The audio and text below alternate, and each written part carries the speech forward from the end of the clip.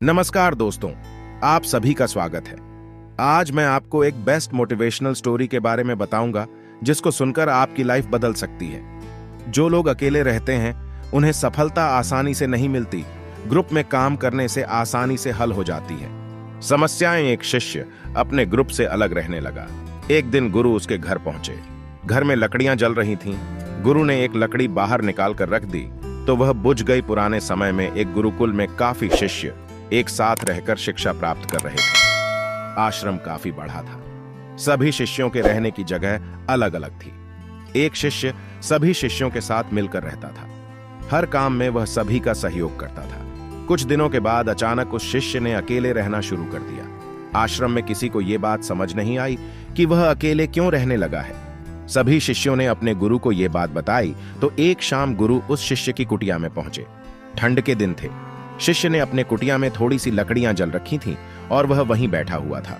गुरु शिष्य की कुटिया में पहुंचे तो शिष्य बहुत सामान्य का अभिवादन किया और वापस अपनी जगह पर जाकर बैठ गया। गुरु भी उसके पास बैठ गए। काफी समय तक दोनों चुपचाप बैठे रहे। फिर गुरु उठे और उन्होंने जलती हुई लकड़ियों में से एक लकड़ी निकालकर अलग रख दी। शिष्य ये सब देख रहा था। थोड़ी ही देर में अलग रखी हुई लकड़ी बुझ गई। अब उस लकड़ी में थोड़ी सी भी आग नहीं बची थी।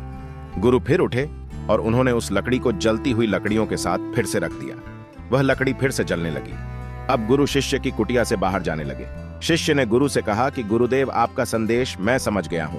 हमें संगठन में रहना चाहिए। एक साथ रहेंगे तो हमारी हर परेशानी आसानी से हल हो सकती है।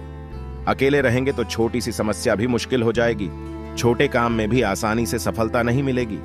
अकेले लड़ने की ताकत, कभी कभी हमें जीवन में अकेले लड़ने की आवश्यकता होती है।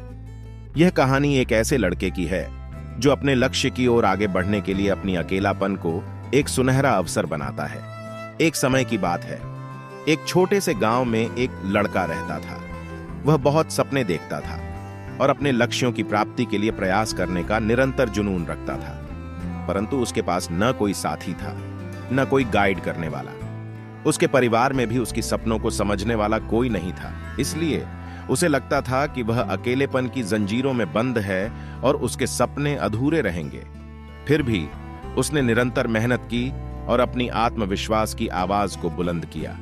उसकी इच्छा शक्ति और संघर्ष ने उसे सही दिशा में आगे बढ़ाने की शक्ति दी। एक दिन उसे अपने गांव के बाहर एक पुस्तकालय का पता चला। वह आश्चर्यचकित हुआ क्योंकि उसे पहले कभी ऐसी जगह नजर नहीं आई थी। धीरे धीरे उसने उस पुस्तकालय के दरवाजे पर कदम रखा। वहां जाकर उसने देखा कि लोग पुस्तकों के बीच खोए रहते हैं और वहां की शांतिपूर्णता और ज्ञान के वातावरण ने उसे संतुष्ट कर दिया। अपनी उत्कृष्टता को पहचानते हुए उसने ने लिया निर्णय किया कि वह पुस्तकालय में समय बिताएगा। धीरे धीरे वह पुस्तकालय की विभिन्न किताबों को पढ़ने लगा और नई दुनिया की खोज में निकल पड़ा। दिनों बिताने के साथ साथ उसका ज्ञान बढ़ता गया और वह अच्छे लेखकों और दर्शकों के साथ रिश्ते बनाने लगा। इसी के साथ उसने लिखने का भी मन बना लिया।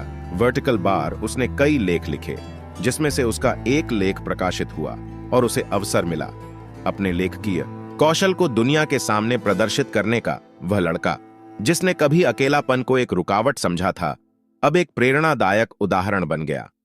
लोग उसे मान्यता देने लगे और वह लड़का अपने लक्ष्यों की ओर अग्रसर होने में सफल हुआ। इस कहानी से हमें यह सीख मिलती है कि अकेलापन को एक सुनहरा अवसर बनाने के लिए हमें संघर्ष करना चाहिए। हमारी संयमितता, समर्पण और मेहनत हमें अपने लक्ष्यों की प्राप्ति की ओर आगे बढ़ा सकती है। प्यार करना सीखें। नफरत को नफरत से नहीं बल्कि प्यार से ही दूर किया जा सकता है। यह पहली सीख है जो हमें बुद्ध के जीवन से लेनी चाहिए। दुनिया में प्यार ही एक ऐसा एहसास और भावना है जो इतनी शक्तिशाली है कि इससे उदासी, गुस्सा और